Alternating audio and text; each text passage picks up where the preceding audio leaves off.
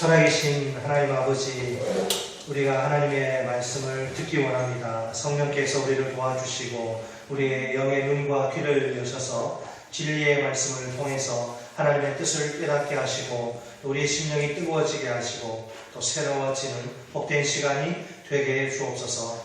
하나님, 지혜와 계시의 정신을 주시고 우리로 하여금 이 진리를 밝히 깨달아 알 뿐만 아니라 이 진리를 붙들고 이 험한 세상 믿음으로 살아갈 수 있도록 도와주옵소서. 예수님의 이름으로 기도드립니다. 아멘. 여러분은 프랑스의 작곡가인 모리스 라벨이 쓴 볼레로라는 작품을 아십니까?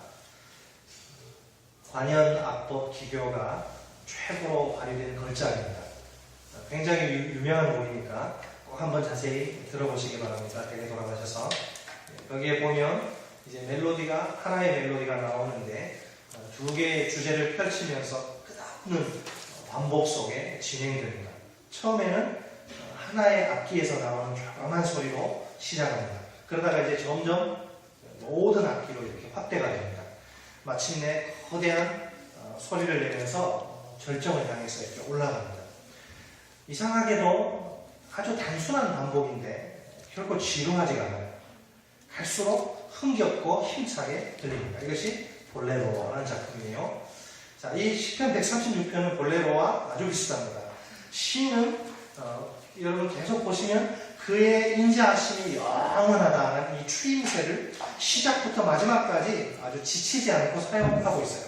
마치 그는 하나님의 선하시고 인자하신 통치를 노래하면서 마디마다 괴지나 칭칭나네, 괴지나 칭칭나네 이런 추임새를 넣는 것 같아요. 그죠?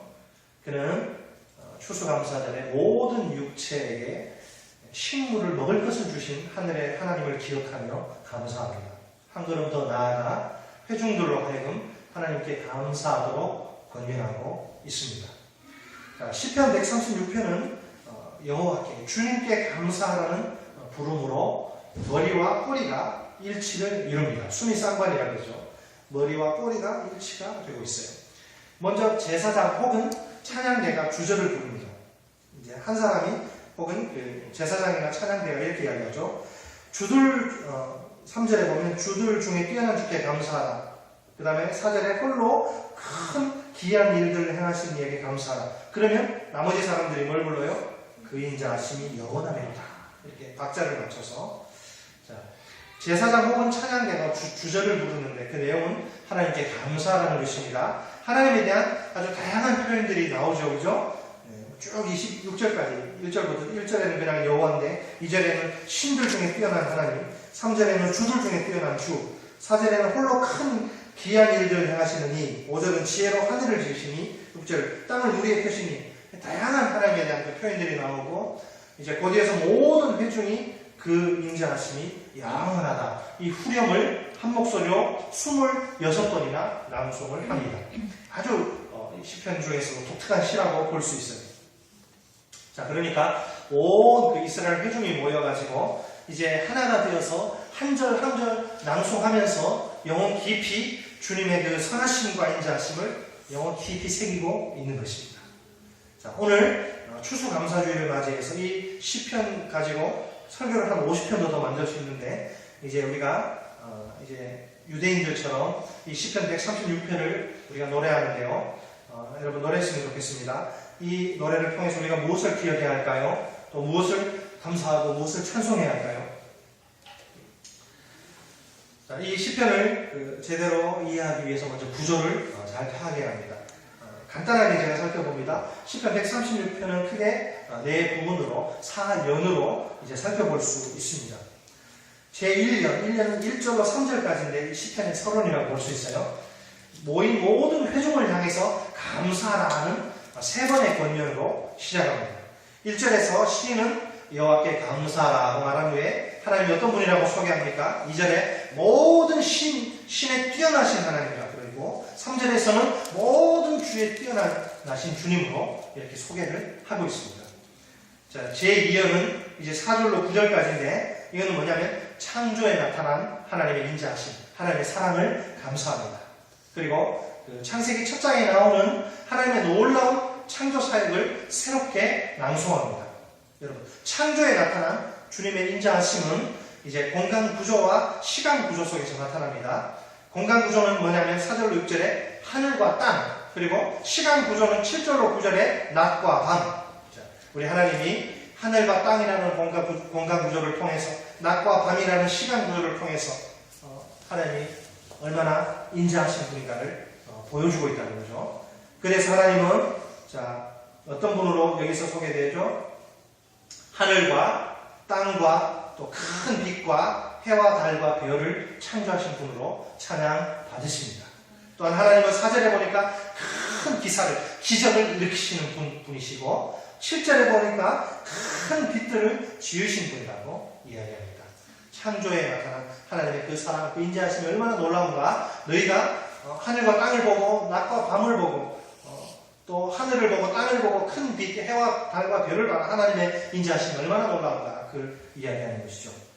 자, 3년은 이제 가장 길죠. 10절부터 22절까지인데 굉장히 긴데 이건 뭐냐면 구원 역사에 나타난 하나님의 인자하심을 노래하고 있습니다. 이스라엘 백성, 이스라엘의 역사 가운데 나타난 거죠. 출애굽에서 이제 가나안 정복에 이르기까지 그 긴 역사적 순서를 따르고 있습니다. 자, 10절로 12절은 출애굽을 이야기하고 있고요. 또 13절로 15절은 그 홍해를 건너는 장면을 이야기하고 있고요. 16절은 광야의 삶을 이야기하고 있고요. 17절로 20절에는 이제 그 가나안 땅을 정복하기 위해서 열 왕들을 이제 물리친 그 내용을 이야기하고 있고, 그 다음에 이제 약속의 땅에서 기업을 얻는 모습을 지금 이야기하고 있습니다. 그러니까 이스라엘의 역사 가운데 나타난 5가지 구원 사건들을 이야기하죠. 출애굽, 그 다음에 홍해를 건너는 거, 광야에서 목숨을 유지하는 거, 그 다음에 이제 그 가나안 땅에 들어가서 적들을 정복하는 거, 그 다음에 그 가나안 땅을 이제 자기의 유업으로 얻는 것, 유산으로 얻는 것을 지금 이야기합니다. 자, 제 사연은 23절로 이제 26절까지인데 이것은 이제껏 다룬 그 주제들을 이제 반복을 하는데 순서를 이제 뒤집어서 이야기합니다. 자, 그 앞에서는 창조가 먼저 나오고 그 다음에 구원 역사를 이야기했죠. 근데 이 사연에 보면 뭐가 나옵니까? 구원 역사를 먼저 이야기합니다. 23절로 24절에서 구원 역사에 나타난 하나님의 인자하심을 노래하고 있고, 그 다음에 이제 25절에서는 창조에 나타난 하나님의 인자하심을 노래하고, 26절에는 내가 다 찬양하라 이렇게 번역하고 있습니다. 자, 그러니까 하나님을, 이 136편은 하나님의 인자하심을 이렇게 감사하라고 이야기하는데, 첫째는 뭐예요? 창조 가운데 나타난 하나님의 인자하심과 사랑. 두 번째는 이제 이스라엘의 구원의 역사 가운데 나타난 하나님의 인자하심을 감사하고 찬양하라. 자, 한 번 더 그것을 뒤집어서 또 이렇게 이야기하기도 하고, 그것이 전체적인 구조요 내용입니다. 자, 그런데요, 23절에 보면 이제 우리가 낮아졌을 때, 우리가 어떤 가운데 있을 때, 비천한 가운데, 우리가 낮아졌을 때에서 이제 시작을 합니다. 자, 그리고 기억하라, 그죠? 23절에 기억해 주신 이 기억하다는 동사를 통해서 출애굽을 다시 한번 이제 회상시키는데요. 자, 그리고 5절에서 육체를 가진 모든 자, 모든 육체에게, 이건 이제 정확히 번역하면 육체를 가진 모든 자에게 식물을 주시는 하나님을 찬양하며 이렇게 시를 마무리합니다. 자, 그러니까 시는 이스라엘을 향한 구원에서 온 세상 만물을 다 먹이시고 입히시는 하나님의 인자하심으로 그 시야를 이렇게 넓히고 있어요. 그죠? 여러분, 하나님 어떤 분이십니까? 온 피조 만물을 창조하시고 그 가운데 이스라엘을 자기의 백성으로 선택하시고 이스라엘을 역사 가운데 구원하시고 그 다음에 온 세상 만물을 다 먹이시고 입히시는 그 하나님이라는 것입니다. 그 하나님을 너희는 마땅히 그 하나님께 감사하라. 그는 선하시며 그 인자하심이 영원하다. 자, 그러니까 다시 한번 정리하면 전체 구조는 이렇습니다. 첫째로 1절로 3절 모든 신에 뛰어나신 하나님께 감사하라. 두 번째는 4절 5절 창조에 나타난 하나님의 인자하심을 감사하라. 세 번째는 10절로 22절에서 구원 역사에 나타난 하나님의 인자하심을 감사하라. 그리고 마지막 23절 26절 네 번째로 모든 육체에게 식물을 주시는 하나님께 감사하라. 하나님은 어떤 분이십니까? 하나님은 인자하신 분입니다. 제가 늘 하나님 앞에 이제 나아가 기도할 때 이제 이 찬양을 부르거든요. 이 136편 찬양인데 여러분 다 아시는 찬양이죠. 우리에게 향하신 여호와의 인자하심이 크고 크도다 크시도다 크고 크도다 크시도다. 오늘은 추수감사주일이니까 넷째 연을 중심으로 말씀을 살펴보겠습니다. 여러분, 넷째 연, 하나님 어떤 분이에요? 모든 육체에게 먹을 것을 주시는 하나님. 자, 넷째 연은 23절로 24절을 먼저 역사에 나타난 하나님의 인자하심, 그리고 25절 창조에 나타난 하나님의 인자하심, 그리고 26절 이제 마무리 찬양의 본문입니다. 먼저 역사에 나타난 하나님의 인자하심 23절로 24절 우리 보시겠습니다. 자, 주님은 우리가 소위 잘 나가고 있을 때 우리를 기억해 주신 것이 아니라 어떤 자리에 있을 때 비천한 자리, 아주 낮고 천에서 아무도 거들떠보지 않는 그런 자리에 있을 때 우리를 기억해 주신다. 지금 이 제사장의 고백입니다. 그러니까 옛적 이스라엘 백성들의 조상들은 정말 별볼일 없는 아주 시시하고 초라한 자들이었어요. 정말 우리 식으로 말하면 동가식 서가수, 예전이 그냥 집도 절도 없이 막 떠돌아다니는 그런 아람 사람들이었습니다. 아주 형편없는 그런 사람들이었어요. 모세가 이렇게 이야기합니다. 신명기 26장 5절에서 너는 또 내 하나님 여호와 앞에 아뢰기를 내 조상은 방랑하는 아람 사람으로서 애굽에 내려가 거기에서 소수로 거류하였더니 거기에서 크고 강하고 번성한 민족이 되었는데, 그러니까 처음에 뭐라고요? 이리저리 집도 절도 없이 떠돌아다니는 아람 사람, 아주 소수 초라한 그 몇 명 사람들이 애굽으로 내려가서 거기에서 크고 강하고 번성한 민족, 200만 명 민족으로 이렇게 된다. 자, 그들이 이집트에 내려갔을 때 아주 비천한 가운데 뭐합니까? 종살이 하거든요. 그 비천한 자리에 있을 때 주님이 그들을 기억하십니다. 그리고 그들을 위해서 구원의 역사를 친히 베푸십니다. 출애굽기 2장 23절로 25절 말씀입니다. 여러 해 후에 애굽 왕은 죽었고 이스라엘 자손은 고된 노동으로 말미암아 탄식하며 부르짖으니 그 고된 노동으로 말미암아 부르짖는 소리가 하나님께 상달된지라. 하나님이 그들의 고통 소리를 들으시고 하나님이 아브라함과 이삭과 야곱에게 세운 그의 언약을 기억하사 하나님이 이스라엘 자손을 돌보셨고 하나님이 그들을 기억하셨더라. 계속 반복되는 한 단어가 있습니다. 하나님이라는 단어가 계속 반복되죠. 하나님이 그들의 고통 소리를 들으시고 하나님이 언약을 기억하사 하나님이 돌보셨고 하나님이 기억하셨더라. 이 짧은 문장 속에 하나님이 계속 반복됩니다. 그러니까 이렇게 행동의 주체가 하나님이라는 사실을 강조합니다.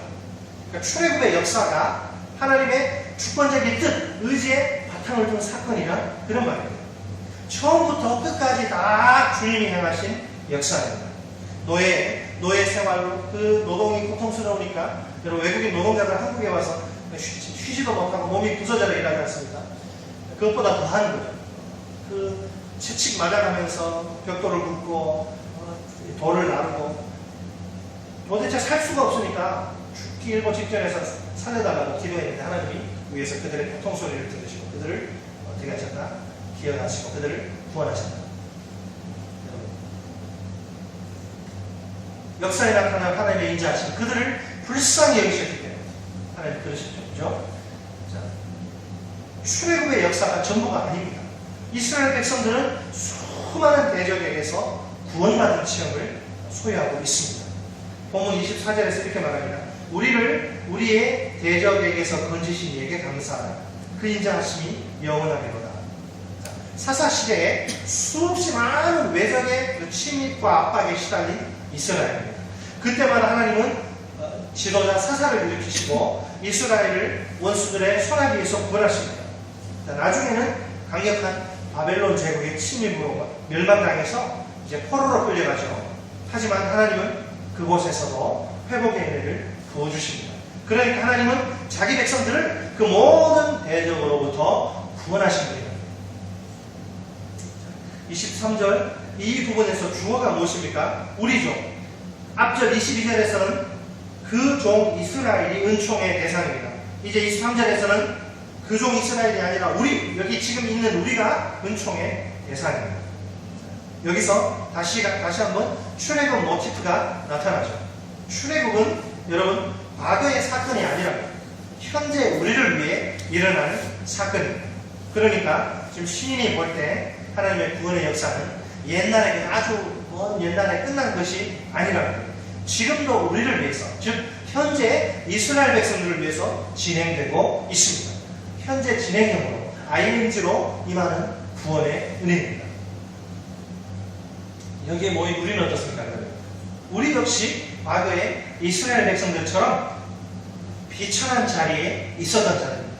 사도 바울은 우리의 정체가, 우리의 예전의 모습이 얼마나 비참했는지를 폭로하고 있습니다. 오늘 본문은 책갈피에 놓으시고 우리 에베소서 2장을 보시겠습니다. 신약성경 에베소서 2장 1절로 3절. 신약성경 311쪽.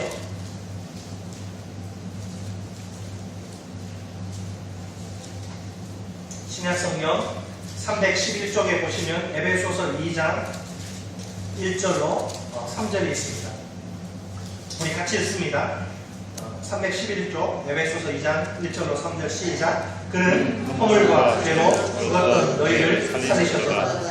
그때 너희는 그 가운데서 행하여 이 세상 풍조를 따르고 공중의 권세 잡은 자를 따랐으니 곧 지금 불순종의 아들들 가운데서 역사하는 영이라.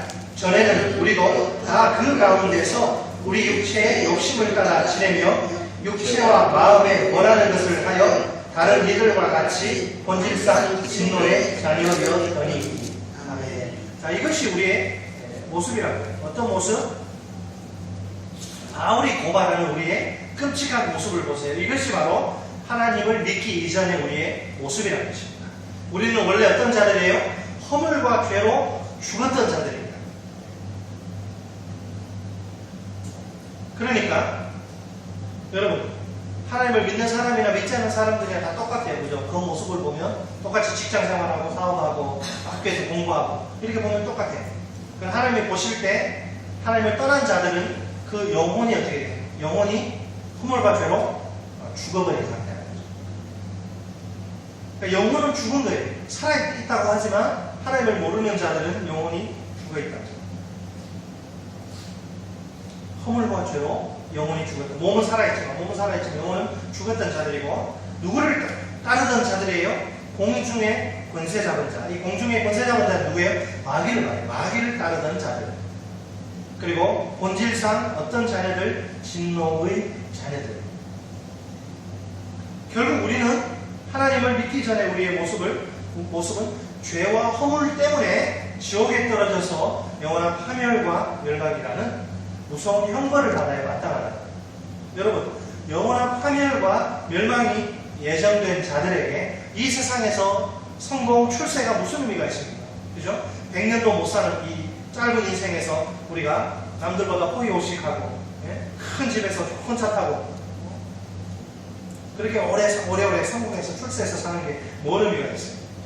영원한 멸망과 파멸이 우리에게 있는. 그러니까 정직하게 말한다면 하나님을 알기 전에 우리에게는 아무 소망도 없습니다. 자, 그런데 놀라운 사실, 우리가 이렇게 비천한 자리에 있을 때 우리를 기억해 주신 분이 계시다는 거예요. 그분이 누구라고요? 긍휼이 풍성하신 하나님입니다. 그 은혜의 지극히 풍성함을 나타내시기를 기뻐하시는 하나님입니다. 바로 이 하나님이 십자가의 큰 사랑으로 우리를 마귀의 손아귀에서 구원해 주셨습니다. 우리를 진노의 자녀가 아니라 하나님의 자녀로 삼아주셨습니다. 우리에게 영원한 파멸과 멸망이 아니라 영원한 생명을 주셨습니다. 얼마나 놀랍고 감사한 일입니다. 우리가 한 일은 아무것도 없어요. 그죠? 처음부터 끝까지 다 하나님이 하시는 일입니다. 내가 나의 구원을 위해서, 내가 하나님의 자녀가 되고 영원한 생명을 얻기 위해서 내가 한 일은 아무것도 없어요. 하나님이 다 하셨어요. 나는 자랑할 것이 아무것도 없어요. 에베소서 2장 8절 보세요. 8절 우리 같이 읽습니다.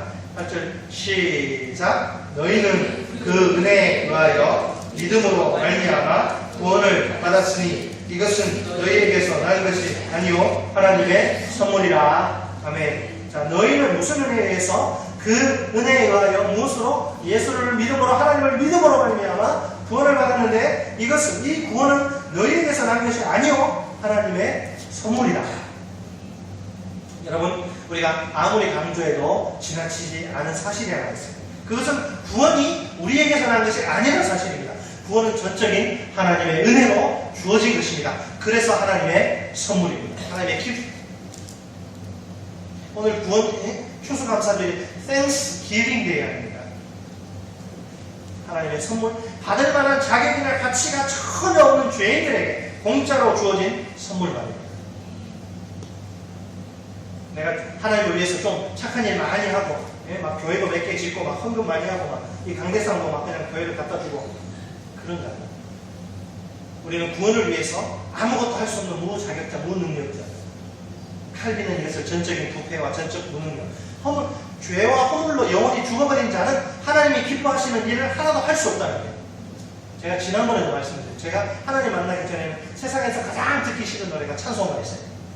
교회 지나가는 사람들 막 예배들 이런 거 보면 막 돌멩이 던지고 싶고, 마을버스를 타고 가는데 그 기사 아저씨가 크리스찬이래가지고 찬송가를 틀면 이 토할 것 같아가지고 중간에 내려버리고, 허물과 죄로 죽은 영혼은 하나님 믿기 전에 영혼은요 같이 교회하라고 하면 그냥 알레르기 그냥 싫어요. 그냥 싫고 하나님 싫고 교회도 싫고 찬송도 싫고 그런 거예요. 그러니까 하나님이 기뻐하시는 일을 전혀 할 수 없는 그런 우리를 하나님께서 불쌍히 여기시고 우리를 사랑하셔서 그대로 내버려두면 영원한 파멸과 멸망 지옥에 떨어지니까 예수 독생자 예수를 이 땅에 보내셔서 예수가 우리 대신 우리의 죄를 다 뒤집어쓰고 우리가 받아야 할 저주와 진노를 십자가에서 받으시고 죽으셨어요. 여러분 패션 오브 크라이스트라는 그 영화를 보십시오. 예수의 그 십자가의 죽음을 아주 실감나요. 그거 보면 막 심장에 거는 것도 저는 다 못 보겠더라고요. 그렇게 이제 돌아가셨는데 이 피와 물을 다 쏟으시고, 우리는 예수 그리스도를 통해서 우리에게 주어진 하나님의 은혜를 하나하나 기억하고 감사해야 합니다. 그 영원한 인자하심을 소리 높여 찬양해야 합니다. 지난 시간에 우리가 빌립보서를 통해서 살펴본 것처럼 예수님은 하나님과 동급이에요. 하나님의 형상, 얼마든지 하나님과 같은 지위와 신분을 누릴 수 있는 분이에요. 예수님은 이 땅에 오실 필요가 없으세요. 그냥 가만히 저 하늘 보좌에 계시면 온 우주 만물들로부터 찬송과 존귀와 영광과 능력을 영원토록 받으실 수 있어요. 예수님께는 아쉬운 것이 하나도 없어요. 부족한 것이 하나도 없어요. 그냥 가만히 계시면 충분히 행복하시고 충분히 만족하세요. 그런데 그분은 그토록 영광스러운 지위와 찬란한 삶을 우리 때문에 기꺼이 포기하십니다. 우리와 똑같은 인간의 몸으로 이 세상에 오십니다. 그리고 고난으로 뒤틀린 삶을 선택하십니다. 비참한 십자가의 죽음으로 몸이 다 찢어지시고 피와 물을 다 쏟으시고 그렇게 이 삶을 짧은 인생을 받아갔습니다. 이유는 단 하나, 우리를 죄와 사망 권세로부터 구원하시기 위해서입니다. 여러분, 구원을 돈으로 어떻게 살 수 있겠습니까? 살 수 없죠, 그죠? 예수의 십자가의 죽음, 추수감사주의, 여러분, 우리가 예수의 십자가의 죽음을 생각합니다. 우리를 죄와 사망으로부터 구원하시기 위해서 친히 아무 죄 없으신 하나님의 아들이 우리 온 인류의 죄를 다 뒤집어쓰고 그 죄에 대한 심판을 받아 비참하게 돌아가셨습니다. 누구든지 예수를 믿으면 모든 죄가 다 용서받고 살인자도 창녀도 흉악범도 다 용서받고 하나님의 자녀들, 이 놀라운 사랑을 우리가 어떻게 말할 수가 있겠습니까? 추수감사주일인 오늘 우리의 가장 큰 감사의 제목은 무엇보다도 구원입니다. 구원. 평생 동안 항상 기억하고 감사해야 할 위대한 구원입니다. 나 같은 죄인을 구원해주신 하나님의 은혜를 진심으로 감사할 줄 알아야 합니다. 그 기막힌 은혜와 그 말로 표현할 수 없는 사랑에 감격해서 울 수 있어야 합니다. 어떤 열악한 상황이나 환경이 펼쳐진다 하더라도 이 은혜만큼은 우리가 놓치지 말아야 합니다. 조금만 힘들면, 조금만 그냥 괴로우면 원망하고 불평하고 그런 아주 저차원적인 수준 낮은 신앙,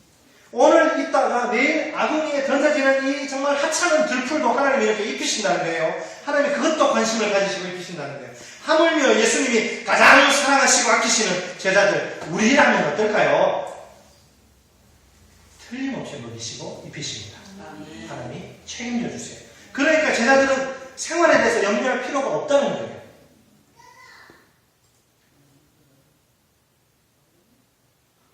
26절에 공중에 새를 보라. 심지도 않고 거두지도 않고 창고에 모아들이지도 아니하되 너희 하늘 아버지께서 기르시나니 너희는 이것들보다 귀하지 아니하냐.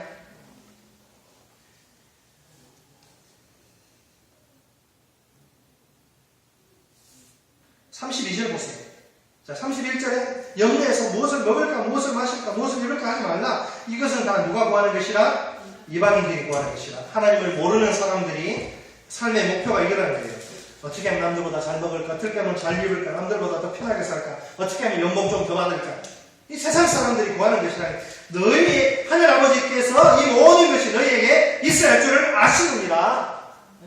자녀 교육시키려면 교육비가 필요하고, 여름 휴가 가면 휴가비가 필요하고, 부모님 용돈이 필요하고 다 안 가는 거예요. 여러분, 제자들의 삶의 목표는 우리가 왜 이 세상에서 그래 힘들게 직장생활하고 사업하고 왜 학생들 공부해야 합니까? 우리의 삶의 목표는 먹고 사는 것이 아니에요. 다른 것입니다. 예수님은 제자들에게 33절 보겠습니다. 읽어봅니다. 시작. 그런즉 너희는 먼저 뭘 구하라? 그의 나라와 그의 의를 구하라. 그리하면 이 모든 것을 너희에게 더하시리라. 이 모든 것은 뭐예요? 먹을 것, 입을 것, 쓸 것.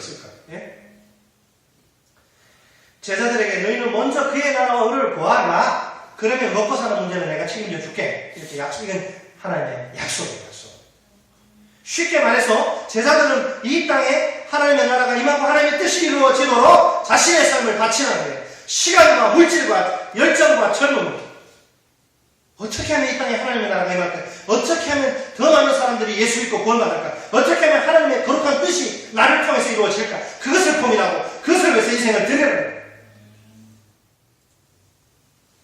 우리 이 시간 다 함께 이제 올 한 해를 좀 돌이켜봅시다. 여러분, 다들 다 마찬가지시겠지만 저는 개인적으로 참 감사한 일들이 많습니다. 정말 감사하게도 제가 부족하지만 제가 먼저 하나님의 나라와 의를 구할 때 하나님 교회의 이 재정적인 필요와 가정의 재정적인 필요를 정확히 채워주었습니다. 통장이 단 한 번도 마이너스가 되지 않도록 놀랍게 역사하신 하나님입니다. 제가 지금 말은 이렇게 쉽게 하지만 절대 쉬운 일 아닙니다. 한 달, 아니 하루하루가 하나님의 은혜의 연속이었습니다. 날짜별로 지출 목록이 쫙 나오거든요. 한 달. 제가 직장 생활하니까 제가 밖에 나가서 돈 벌려고 하는 거 없잖아요. 어떤 때는요, 마지막 주에 돈 나가야 할 게 200만 원. 200만 원 제가 어떻게 할 수 있겠습니까? 누가 채워주셨다? 하나님. 저는 그냥 가만히 여기 엎드려서 그냥 기도만 하는 거예요.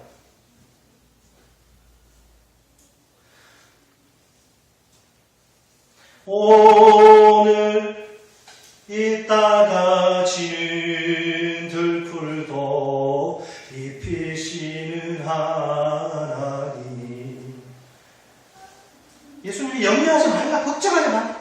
내가 먹여줄게, 입혀줄게. 여러분, 어떤 때는요, 여러분 그러잖아요. 우리가 직장에서 막 일했는데 직장 사정이 어려워져가지고 월급이 제때 안 나와. 25일날 나와야 되는데 나는 30일날 애들 과외비도 줘야 되고 하는데 10세도 내야 되는데 25일날 26, 27, 28, 29도 안 나오면 우리 마음이 어때요? 내가 열심히 일했는데 내가 과외 가르쳤는데 과외비가 들어야 되는데 지출이 돼야 되는데 얼마나 답답합니까? 저도 똑같았죠. 약속된 후원금이 딱 있거든요. 20일날 어떤 집사람이 다 이렇게 있다고 해요. 다 이렇게. 근데 어떤 때는 막 펑크가 펑펑나. 통장에 들어오지 않으니까 마음이 무겁죠. 지출로 지금 빠져나가야 금액이 그냥 날짜별로 줄줄이 그냥 날에 비해가지고 그냥 대긴데 말입니다. 이대로 가다가는 마이너스가 저렇게 뻔해요, 이거는. 그러나 여러분, 우리 하나님은 생각지도 못한 또 다른 후원의 손길을 통해서 이 사람이 안 되면 다른 사람을 붙여줘서 그 부족한 부분을 정확히 채워줬습니다. 1일 딱 됐는데 여러분, 31일 날 200만 원이 나가는데 200만 원이 정확히 나가고 1일 되니까 통장에 20m 이렇게 남더라고요. 그리고 또 한 달에 또 채우죠. 그때 제가요, 확실히 깨달은 것이 하나 있습니다. 하나님은 무슨 수를 써서라도 내가 하나님의 나라와 의를 위해서 살 때 내 삶에 필요한 모든 것들을 부족함이 없이 채우신다는 사실입니다. 이 성경이요, 저는 예전에는 보면서 그렇겠지 이렇게 했는데 실제로 이루어지더라고요. 이게. 그런데 여러분 중요한 것은 나를 먹이시고 입히시는 수단 방법은 누가 정하느냐? 내가 정하는 게 아니에요. 하나님이 정하세요. 우리는 하나님 이 수단 이 방법이 아니면 안 돼요. 이 수단 이 방법으로 해주세요. 그럼 우리 하나님은요, 이 수단 이 방법이 아니어도 우리를 먹이시고 입히시는데 아무런 문제가 없어요. 이 수단이나 이 방법이 안 통할 때가 있어요. 후원금이 막 안 들어. 이 사람이 분명히 했는데 안 들어. 이 수단이나 이 방법이 안 통할 때에는 저 수단이나 저 방법을 끌어오시기 때문이에요. 그러니까 이 수단, 이 방법만 고집할 필요가 없다. 저 수단이나 저 방법도 있다는 사실을 기억해야 합니다. 어떤 경우에 우리가 전혀 생각지도 못한 수단이나 방법이 도움될 수 있습니다. 신실하시고 전능하신 공급자 하나님이 지금도 살아계십니다. 언제나 우리와 함께 하십니다. 항상 우리 삶의 모든 필요를 넉넉히 채우십니다. 이 하나님께 대한 온전한 믿음만 있으면 됩니다. 믿음으로 하나님만 신뢰하면 됩니다. 먼저 그의 나라와 의를 구하기만 하면 됩니다. 하나님 우리에게 이 믿음 주시기를 기도합니다. 이 믿음으로 하나님만 신뢰하기를 바랍니다. 먼저 그의 나라와 의를 구하기 바랍니다. 여러분, 우리가 가지고 있는 이 성경은 이건 1.200도 변함이 없는 하나님의 말씀입니다. 조금도 거짓이 없는 진리의 말씀입니다. 이 말씀을 단지 지식적인 차원에서 그냥 성경 공부하고 그렇구나 이해하고 받아들이는 것만으로는 부족해요. 삶 속에서 우리가 이 말씀의 능력을 실제적으로 경험해야 합니다. 성경 속의 이야기가 우리 삶 속의 현실로 나타나야 합니다. 신실하시며 전능하신 하나님의 공급을 우리가 삶의 현장에서 체험해야 합니다. 이런 간증이 차고 넘치는 교회가 되었으면 참 좋겠습니다. 내가 먼저 그의 나라와 의를 구했더니 하나님이 내 삶의 모든 필요를 풍성하게 채우셨다. 추수감사주일 아침에 우리 다 함께 우리에게 향하신 하나님의 은혜를 기억합시다. 그 영원한 인자하심으로 우리를 돌보시는 하나님께 감사의 찬송을 올립시다. 비천한 자리에 있던 우리를 기억하시고 구원의 은혜를 베푸신 하나님입니다. 무엇을 먹을까 무엇을 입을까 염려할 필요가 없도록 우리 삶의 모든 필요를 채우신 하나님입니다. 우리가 할 일은 이 하나님을 신뢰하는 가운데 먼저 그의 나라와 의를 구하는 것입니다. 기도하겠습니다. 추수감사 주일에 그 영원한 인자하심으로 우리를 붙들고 계신 그 하나님을 기억하고 감사할 수 있는 기회를 주시니 감사합니다. 비천한 자리에 있던 우리들 허물과 죄로 죽어서 하나님의 심판 외에는 영원한 멸망과 파멸이라는 심판 외에는 그 어떤 선한 것도 기대할 수 없었던 소망 없던 그 비참한 자리에 있는 우리를 외면하지 않으시고 우리를 기억하시고 우리에게 구원의 은혜를 베푸신 하나님을 감사합니다. 또한 우리가 무엇을 먹을까 무엇을 입을까 무엇을 마실까 염려하지 않도록 우리에게 삶의 모든 필요를 채우시는 하나님을 정말 감사합니다.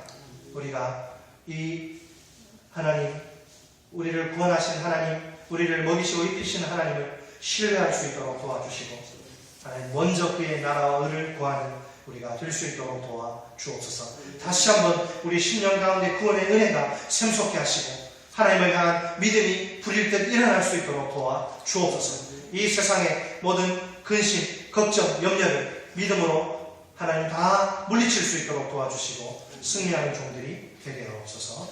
예수님의 이름으로 기도드립니다. 우리 다 같이 찬송